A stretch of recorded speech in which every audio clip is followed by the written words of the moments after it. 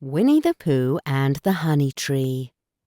Once upon a time, a very long time ago now, about last Friday, Winnie the Pooh lived in a forest all by himself under the name of Sanders. One day when he was out walking, he came to an open place in the middle of the forest, and in the middle of this place was a large oak tree, and from the top of the tree there came a loud buzzing noise.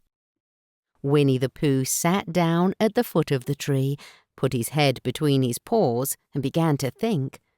First of all, he said to himself, "That buzzing noise means something. You don't get a buzzing noise like that, just buzzing and buzzing, without its meaning something. If there's a buzzing noise, somebody's making a buzzing noise, and the only reason for making a buzzing noise that I know of is because you're a bee." Then he thought another long time and said, "And the only reason for being a bee that I know of is making honey." And then he got up and said, "And the only reason for making honey is so as I can eat it." So he began to climb the tree. He climbed and climbed and he climbed, and as he climbed he sang a little song to himself. It went like this. "Isn't it funny how a bear likes honey? Buzz, buzz, buzz. I wonder why he does." Then he climbed a little further and a little further, and then just a little further, and by that time he had thought of another song. "It's a very funny thought that, if bears were bees, they'd build their nests at the bottom of trees. And that being so, if the bees were bears, we shouldn't have to climb up all these stairs."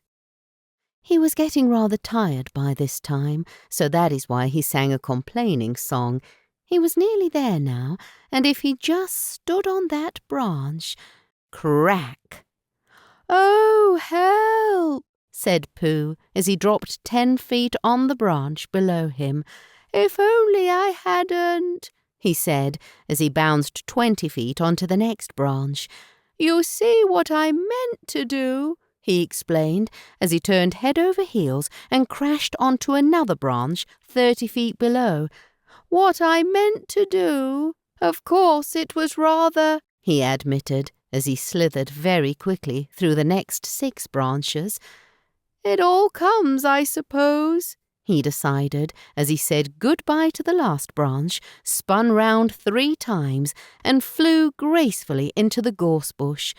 "It all comes of liking honey so much. Oh, help!" He crawled out of the gorse bush, brushed the prickles from his nose, and began to think again. And the first person he thought of was Christopher Robin. So Winnie the Pooh went round to his friend Christopher Robin, who lived behind a green door in another part of the forest. "Good morning, Christopher Robin," he said. "Good morning, Winnie the Pooh," you said. "I wonder if you've got such as a thing as a balloon about you." "A balloon?" "Yes, I just said to myself coming along, I wonder if Christopher Robin has such a thing as a balloon about him. I just said it to myself, thinking of balloons and wondering." "What do you want a balloon for?" you said. Winnie the Pooh looked around to see that nobody was listening, put his paw to his mouth, and said in a deep whisper, "Honey!" "But you don't get honey with balloons." "I do," said Pooh. "Well, it just happened that you had been to a party the day before at the house of your friend Piglet, and you had balloons at the party. You had had a big green balloon, and one of Rabbit's relations had had a big blue one, and had left it behind, being really too young to go to a party at all, and so you had brought the green one and the blue one home with you." "Which one would you like?" you asked Pooh. He put his head between his paws and thought very carefully. "It's like this," he said. "When you go after honey with a balloon, the great thing is not to let the bees know that you're coming. Now, if you have a green balloon, they might think you are only part of the tree and not notice you, and if you have a blue balloon, they might think you are only part of the sky and not notice you. And the question is, which is most likely? Wouldn't they notice you underneath the balloon? You asked. They might, or they might not, said Winnie the Pooh. You never can tell with bees. He thought for a moment and said, I shall try to look like a small black cloud. That will deceive them. Then you had better have the blue balloon, you said. And so it was decided. Well, you both went out with the blue balloon, and you took your gun with you just in case, as you always did, and Winnie the Pooh went to a very muddy place that he knew of and rolled until he was black all over, and then, when the balloon was blown up, as big, and you and Pooh were both holding on to the string, you let go suddenly, and Pooh Bear floated gracefully up into the sky and stayed there, level with the top of the tree and about 20 feet away from it. Hooray! You shouted. Isn't that fine? Shouted Winnie the Pooh down to you. What do I look like? You look like a bear holding on to a balloon, you said. Not, said Pooh anxiously. Not like a small black cloud in a blue sky? Not very much. Ah, well, perhaps from up here it looks different, and as I say, you never can tell with bees. There was no wind to blow him nearer to the tree, so there he stayed. He could see the honey, he could smell the honey, but he couldn't quite reach the honey. After a little while he called down to you. Christopher Robin, he said in a loud whisper. Hello? I think the bees suspect something. What sort of thing? I don't know, but something tells me they are suspicious. Perhaps they think that you're after their honey. It may be that. You never can tell with bees. Then there was another little silence, and then he called down to you again. Christopher Robin. Yes?